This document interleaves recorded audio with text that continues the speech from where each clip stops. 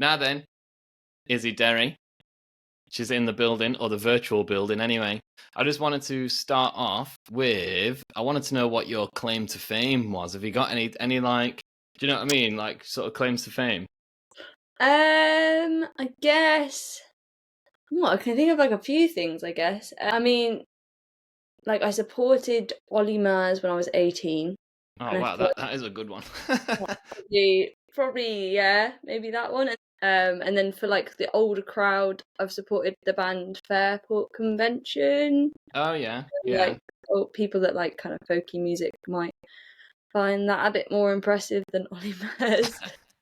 To be fair, they're both good. My a claim to fame that sort of springs up in my head is, so I used to work when I was about 17, 18. I used to work as the sound and lights technician bloke at the arena in Sheffield, and they had Iron Maiden playing one day, but like Iron Maiden would get there at like 1 o'clock in the afternoon and just hang around, and they used to say to us, they go, you can't go and talk to them.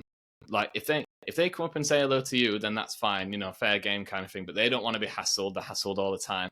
So I was Mhm. like, okay, yeah, fair enough. And I was just sort of walking, doing my own thing. And Steve, I think is he called Steve Harris, the bass player, the Mm. bloke who started Iron Maiden, walked right past us and went, "Oh, yeah, you're right." And I went, "Oh yeah," and just sort of ran off. But I felt dead starstruck.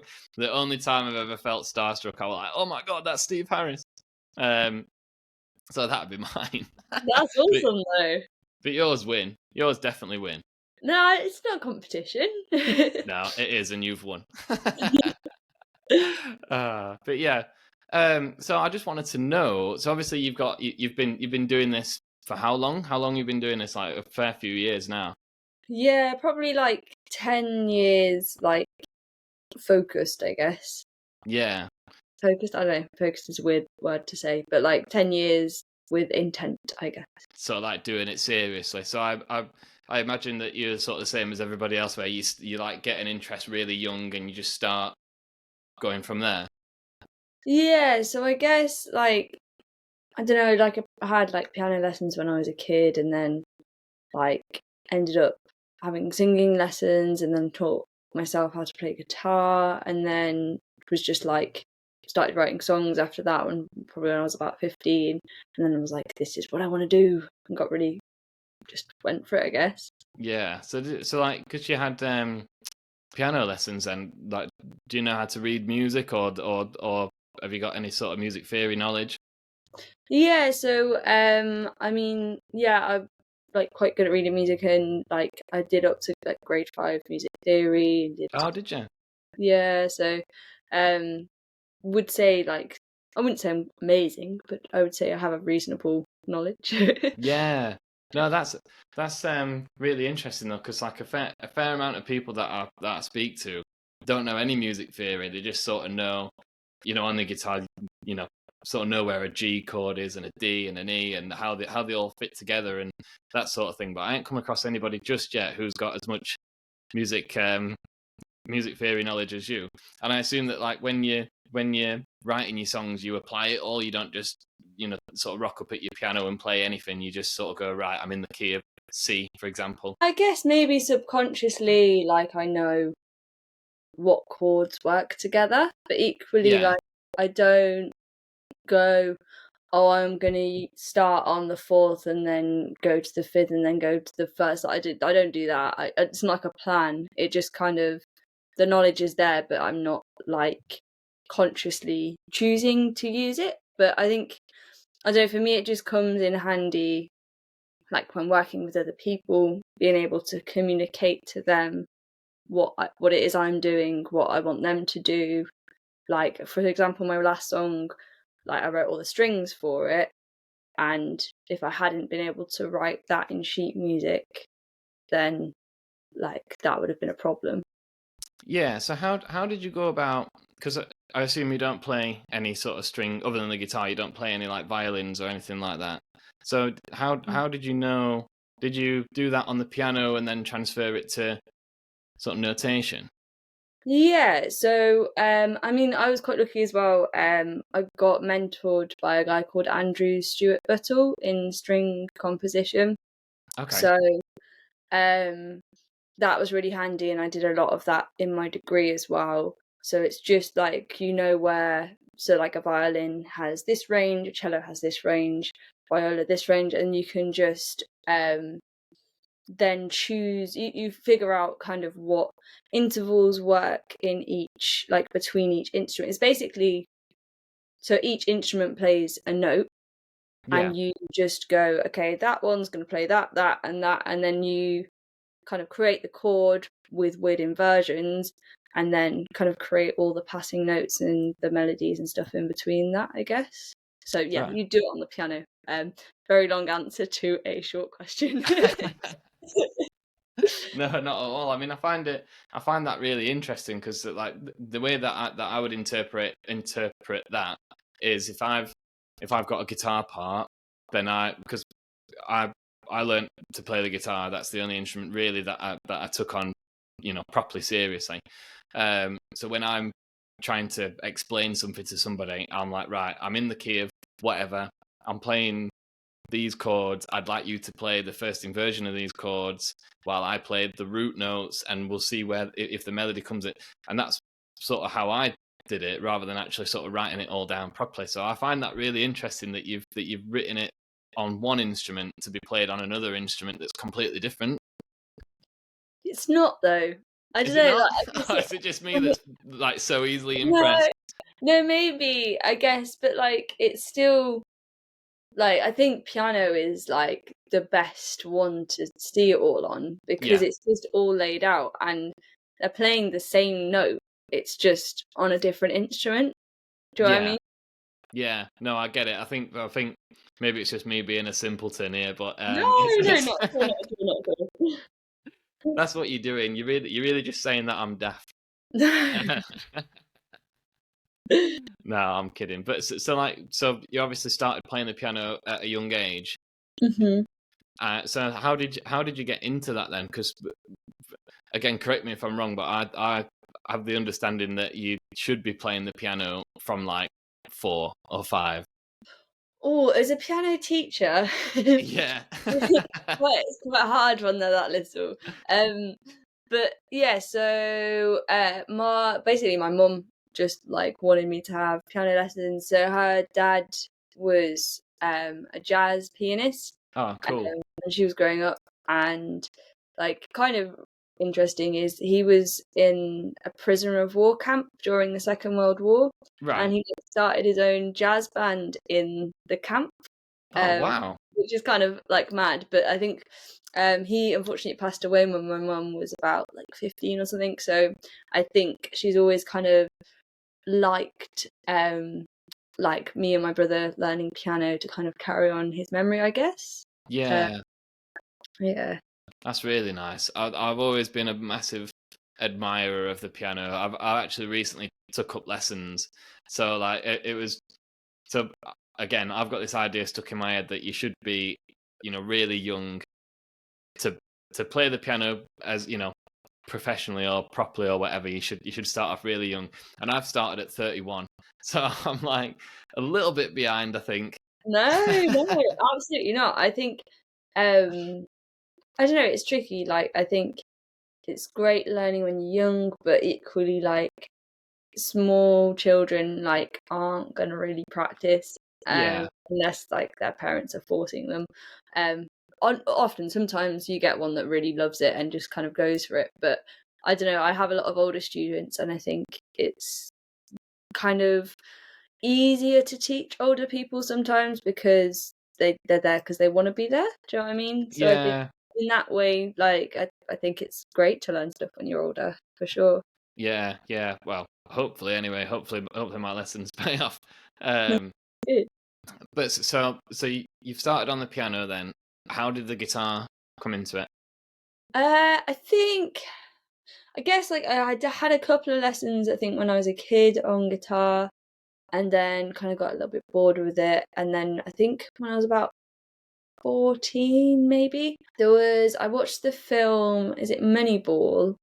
Oh And yeah. there's the girl in it, and she plays is it The Show by Lenka? Um Yeah. so and then I was like, I want to do that. And the next day, like my dad had always played guitar, so he had guitars. So he went out the next day and I picked up his guitar, his like 3 grand Taylor, and started just taught myself how to play the song and came home and he was like, oh my God, that's actually like really good. How have you learned that so quickly? And then like maybe a few weeks later went and bought me just like a little Yamaha guitar, and then yeah, just like really got into that because it was really easy to transport for taking to gigs and stuff as well, and yeah, just became a lot easier. Did you find like sort of transitioning from, I say transitioning like you've abandoned the piano, but you sort of picking the guitar up from having already learnt an instrument, did you find it easier to because you'd already got an idea on what it needed to sound like? I don't know, maybe, um, yeah, I don't really know. Possibly, maybe, yeah, maybe. Because that the only reason I say that is because I've been playing guitar for 20 years or whatever, and when I've sort of come on to, or at least deciding, right, now's the time to sort of sit and learn the piano. I find that I've sort of got the coordination already there. Like I like to think that I'm a little bit further on than what a complete beginner would be because I know what my left hand is doing something different to my right hand. It's just the fingers need to be doing something different, right? On the guitar, you've like your right hand is doing pretty much one thing, holding the pick and going up and down the strings, and the left hand's doing the positioning. Whereas you've got both fingers doing. Do you know what I mean? I feel like Yeah. I'm overcomplicating it now, but yeah, I sort of know what I'm doing, but at the same time, I've got no idea what I'm doing. Yeah, I guess it's like you've already got that kind of understanding of like splitting up like your arms into different things, I guess. Yeah, yeah, no, that's true. And I guess like if you've already got like a musical ear, then that kind of really helps with stuff. Yeah. So by the sounds of it, you've got quite a musical family. Yeah, I would say I never thought I did. I just thought it was kind of normal. But I think yeah, like my mum plays a little bit of piano and my dad does play guitar every night. So like for sure, I think so. Oh, that's great. So there's constantly music around. Yeah, I think like even like when I was a kid, we'd be going to like see live music all the time. Like yeah, I think my parents are definitely like really into music, which is yeah, I didn't realize when I was younger, but yeah, it's definitely had an influence.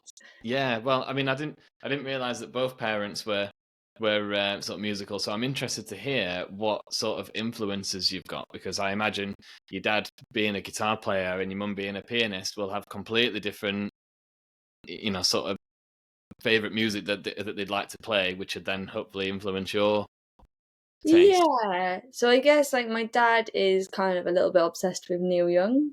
Oh, really?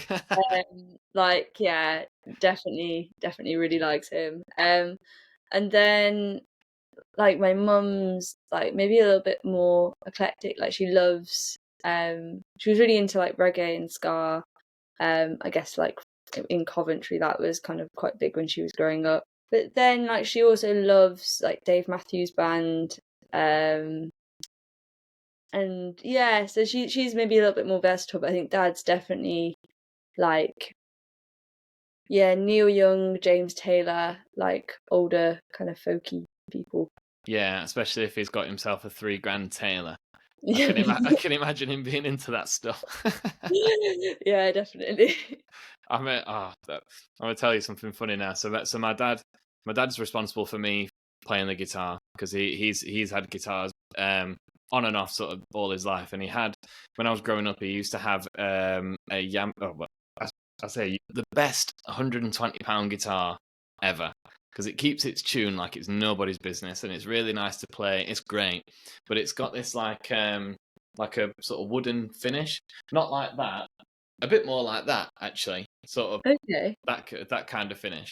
Um, and it used to sit on a stand where like it just sort of held the body. It doesn't hold the neck, so it's not massively secure. It's just sort of on the stand. And at the time, I think I'd only been about 10, maybe 11, and I knocked it over, and it fell on something, and it's got a big, massive like dent in it. and I just refused to accept sort of responsibility. I didn't do any of this, right? No. But that was only £120 guitar. Did you ever knock over your £3,000 dad's guitar? No, Dad keeps his guitars in cases Oh, in smart in man. his bed, like very, very safe. Yeah. So no, quite. Smart man. Yeah. No, he's was very precious over them. I think he wasn't too pleased that I'd been playing when he wasn't there as well.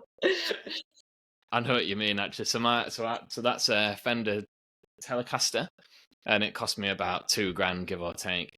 That's why I've put it on the wall, because my little girl's 2 years old and she runs around all over the place. And I thought, I don't want a repeat of what I did to my dad's guitar, her doing to my guitar. Yeah, definitely not. No, it would be some kind of weird revenge, though, wouldn't it? Yeah, it'd be like, what is it? What goes around comes around. Yeah, Karma's got bad me. karma, yeah. But no, it's on the wall. But I'd be buzzing. She's really funny, actually. So like when I get my keyboard on the floor, she loves just like pressing the keys, and she's got a little like ukulele type thing there Oh, that that's she wonderful. plays. Yeah, it's really nice. So I'm hoping that she'll become a better musician than any of us. Oh, yeah, no, definitely. It's really good. I think it's nice to kind of encourage them when they're little, for sure. Yeah, definitely. Yeah. But so okay, so we're talking about your mum and dad's influences then. So like, do they bleed into your influences, or have you got something completely different? No, I'd say they definitely bleed into my influences. Like I think I've always really loved James Taylor, and like Joni Mitchell, and yeah, went to see Dave Matthews Band a couple of months ago, and yeah, so I'd say like yeah, very, very influenced by there. Oh, great. No, that's great. Um, so obviously you've just released a single, and I've been listening to it today and yesterday and the day before. And it's a really, really nice song. Um, and I'm not just saying that because you're here. It is genuinely a really nice song. Um, and sort of touching back on the strings, actually, the strings sort of, it makes the whole thing, doesn't it? It adds to the emotion, because it's clearly an emotional song.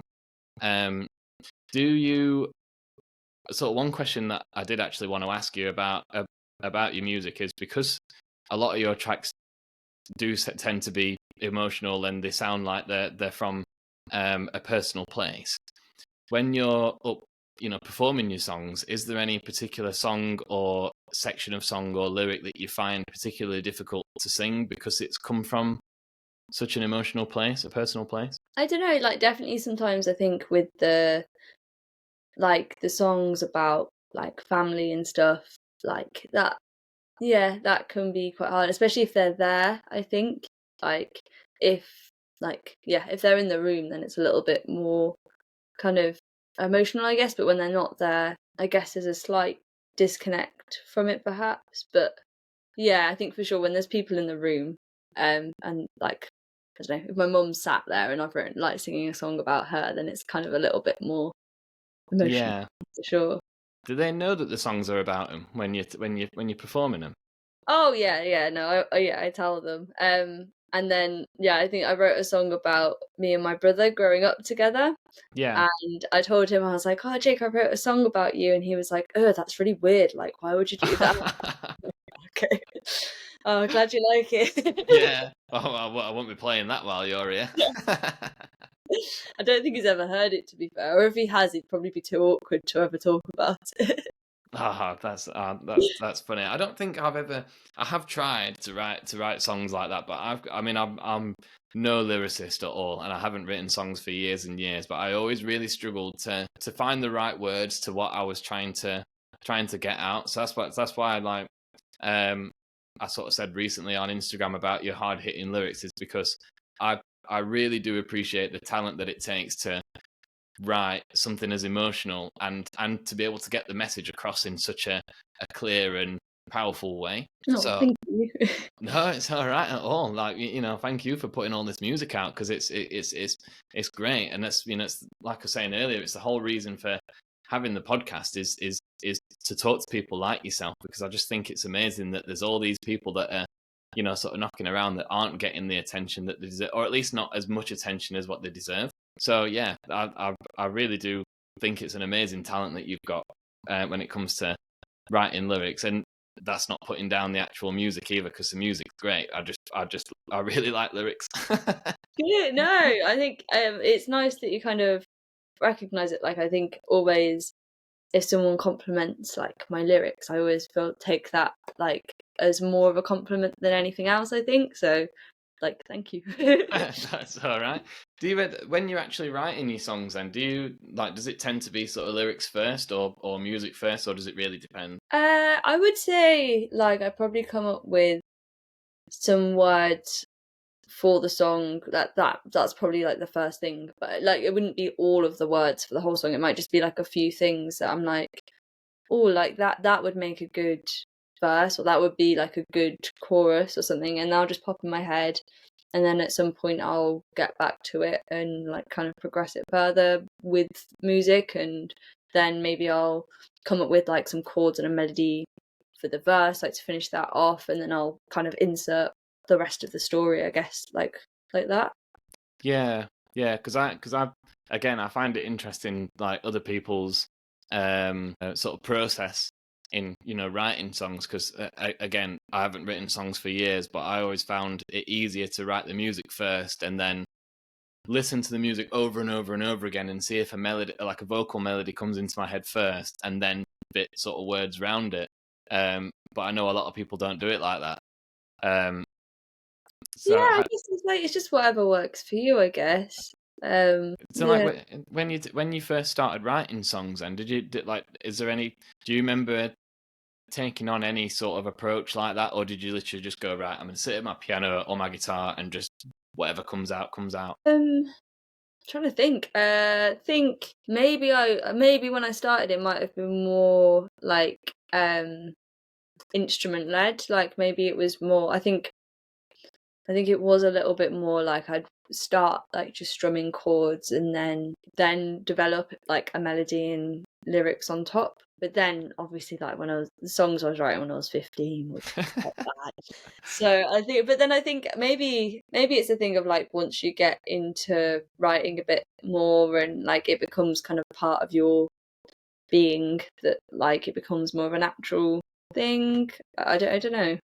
I mean, I suppose it's one of those things, isn't it? Like the same as when you write, when you're learning to play the guitar or the piano, it's just a skill that you just need to hone. Like you say, you might write some bad songs when you're 15, but then when you get to 16, 17, 18, 19, those songs become better. It's just a talent, that's all, isn't it?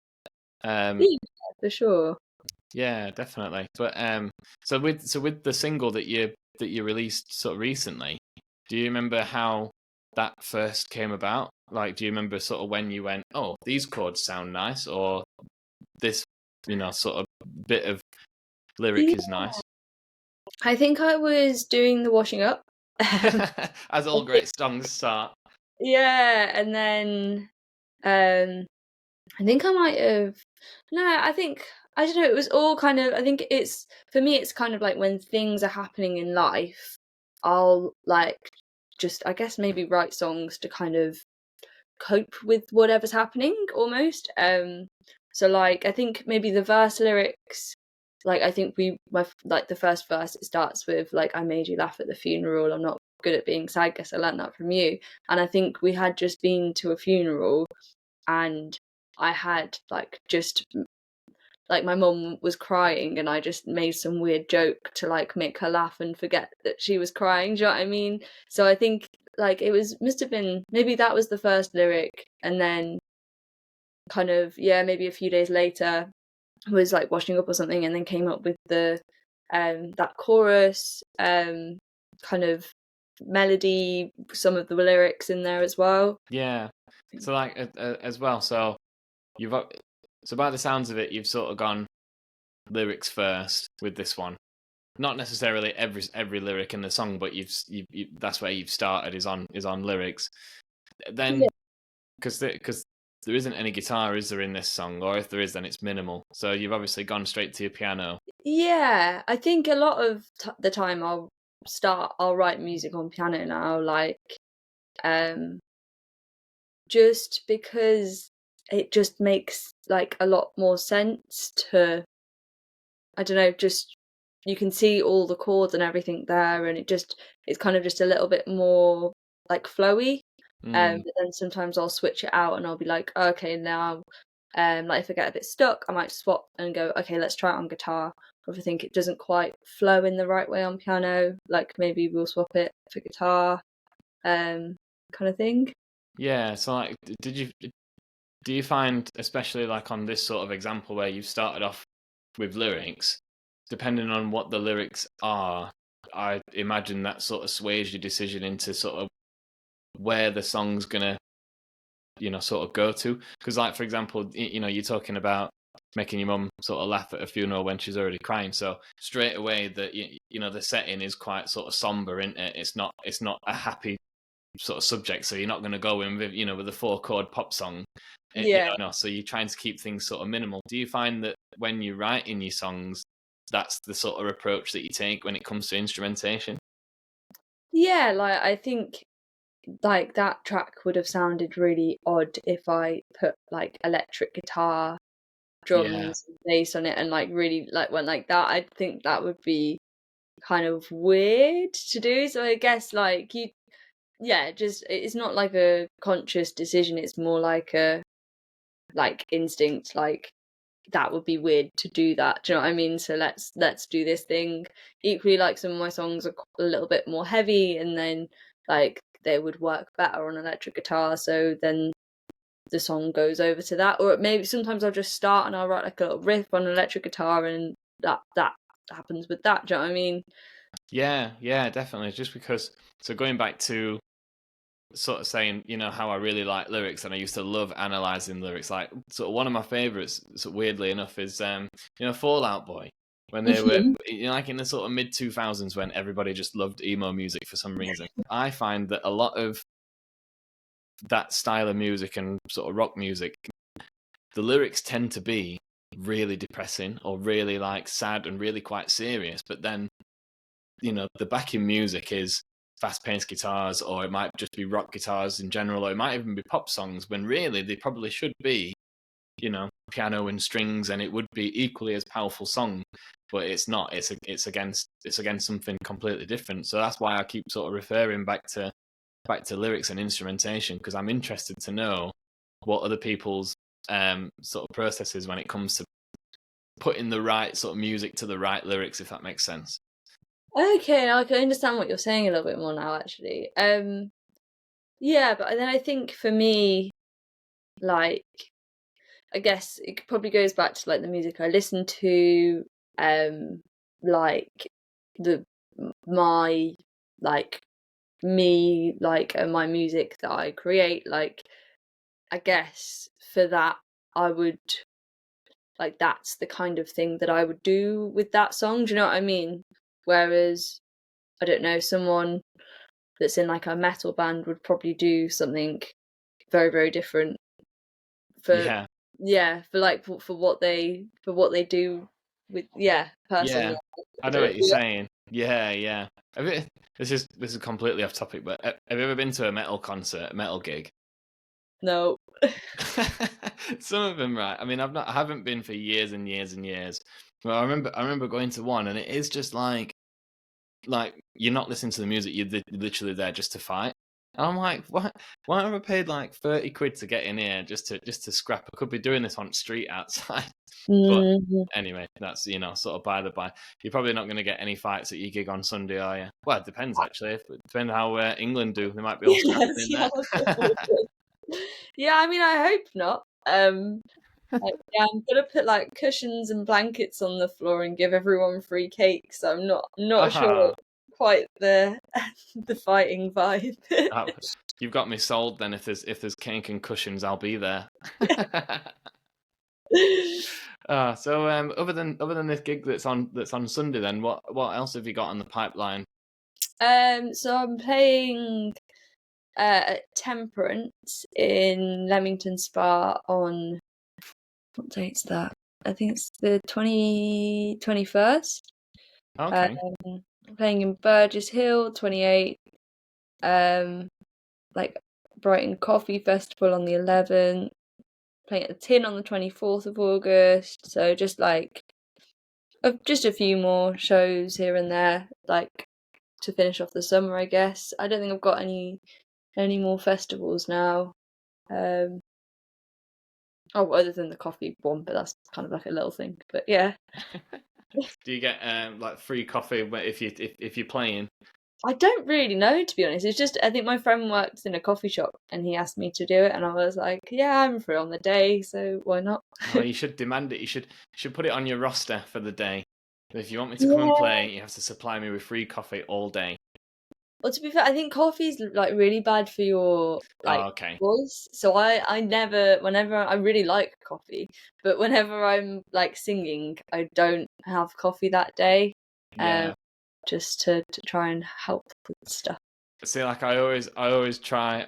I can't remember what the phrase is now, but I don't like coffee and I don't like tea, which Oh, sounds really? weird, doesn't it? And when people say to me, "Oh, you know, do you want a tea? Do you want a coffee?" I'm like, "No, thanks, don't want anything." And they always look at me like, What's wrong with you? "Yeah, exactly, yeah." So when I'm talking about coffee, I'm just trying to like fit in a little bit. I don't Oh know no, anything. I don't. don't know nothing about coffee except that it tastes horrible and it smells horrible.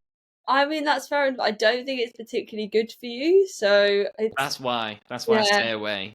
The yeah. body's a temple. Exactly. You're not missing out on much. So I wouldn't worry. Yeah. I think it just gets you really like hyped up. So Yeah. I suppose if you're playing like high profile gigs with Ollie Murs and stuff, you want to be like smashing the coffee, don't you? hi, Yeah. hi, Ollie, how are you? Right up to his face like that. No, I think Ah, that's a good way to never be asked to play a show again. yeah, I can imagine. Oh dear. But just sort of going back to what we were talking about, gigs and stuff. Have you had any like gig horror stories? Anything really bad happen? I mean, yeah, I've got a couple of awkward ones. So I just played Glastonbury. Oh wow. And in like we were camping in like I guess it's like an artist and like a crew area, Yeah. and I think it was like maybe 3 a.m. and I was like, right, it's bedtime now. So went to like the tap to brush my teeth, and there was a man there in speedos, um, washing his bum. I was Oh just no. um, okay, and just thought I'm not gonna brush my teeth that night. I thought The you were gonna say you walked off whilst brushing your teeth. No, I just ran off to my tent quite quickly and thought I won't be going back out. It's too late, clearly. Oh dear. So I've never been to Glastonbury, but I feel like that's sort of standard Glastonbury behaviour. um, yeah, I mean, it's just not something I was quite expecting to see. But yeah, I don't think I saw anyone else washing their bums under communal taps while I was there. Oh dear, that's it. But was it good though? Did you see everybody that you wanted to see? Yeah, it was incredible. It was really, really good for sure. I don't think I've ever come across anybody that says they've had a bad time at Glastonbury. No, I guess maybe I guess if like it's quite a lot of people there and the crowds are quite big, so I guess for some people like one of my friends was finding it a little bit much here and there, I think, for that. But I mean you can just go and sit in your tent for a bit, calm down and then go back out. Yeah, I haven't been to a festival for years and years. There used to be, I don't know if it's still going. I imagine it is, but it's called Why Not Festival. Hmm. And it used to be in Matlock somewhere. Um, and that used to be great. That was so good. But I think now it's like this big, massive scale festival. Whereas at the time it was like maybe 2 or 3 years old, so it was quite small. But they'd still get people like the Darkness Oh, play. that's awesome. Do you know what? It's so funny. I used to love the Darkness. That it was the first gig I ever went to was the Darkness. Um, I don't even know. It might have been the first CD that I ever bought as well. Can't remember. Oh, oh, that's um, nice. but that actually transitions nicely onto my next question, Is it and I've frozen? asked everybody this so far, but and I gave you like a couple of days to prepare your answer for this question, but I wanted to know what your top three albums/songs are that would be like, like sort of desert island discs. Hmm. Like if you were stuck on a desert island, what would the three albums or the three songs that you'd have to listen to all the time? Okay, so I went for albums. Okay. So I guess I'd pick James Taylor, Sweet Baby James, because I think like that's just one that I listened to so much as a child, and yeah, just like really, really loved, and it's just kind of very nostalgic. Yeah, it sounds like it holds quite a lot of sentimental value as well. Yeah, and I think I was quite lucky when I was 16. I got to meet James Taylor because I Oh wow. was going to one of his shows, and I was very like stalkery as a 16-year-old, and like found his assistant online and emailed her and asked if I could go meet him, sorry. And she said yes, so I got backstage passes and stuff and got to go meet him, which was awesome. Wow, that's amazing. That's very much like if you don't ask, you don't get kind of thing. Yeah, But I think like in life that's just something you just need to ask for stuff, because oh, 100%. people do stuff that you don't realize that you can get, if do you know what I mean, by just asking. It's kind of mad. Yeah, absolutely. And I suppose she'd have found it very weird if she'd have got an email off you to be like, "Hi, I'm such a huge fan. Can I come and meet you?" And you'd be like, "Me?" True, yeah, true. She'd be like, "Yeah, you can if you want, but." Yeah. Yeah, for sure, yeah, for sure, yeah. It's kind of, yeah, kind of weird, but yeah, good. And then I guess I really love, do you know Fiona Apple? Oh, I don't know if you're on her Apple now. Oh, you need to get into Fiona Apple. So, Mm, like, little bit obsessed with her. She's really cool, and her last album was called Fetch the Bolt Cutters, okay. and I think just songwriting wise, like lyric wise, production wise, is just so like weird and great, and just everything that like everyone should aspire to be. So yeah, Fiona Apple's Fetch the Bolt Cutters, and then maybe like Laura Marling's I can't even say it properly, Semper Femina, the one. It's got like kind of fun production, a little bit on fun arrangements. I really like that, and I think that was something that I listened to kind of quite a lot as a teenager, and probably influenced a lot of like what I've written and stuff as well. Ah, amazing. So like I really like asking that question because sort of selfishly it helps me discover more music, like completely different music. I'd not heard of those last two at all, but now I've got two more albums to go and listen to. Do you know what I mean? So it's a very selfish way of finding more music, different music. But no, I really appreciate that. I'm definitely interested to check that last one out because like you say, it's influenced quite a lot of your music. So I'd be interested to find out what she's about, and then obviously it'll help me understand your music a bit better as well. So no, that's great, excellent suggestions. So thank Yeah, you for that. that's okay. I'm just gonna put the light on because it's getting a little bit dark. That's all right. We're pretty much finished anyway. To be honest, they were the questions that I've got to ask. Oh, amazing. Okay, So awesome. yeah, so really quick. So yeah, thank you for that. That's okay. But Thank you for yeah, having me. no, honestly, it's been great. Izzy, Derry, thank you so much for joining me on the podcast. I really do appreciate your time. Thank Um, yeah, and I hope for everything to go well in the future. I really appreciate it. It's great. you. Yeah, you too. No, thank you.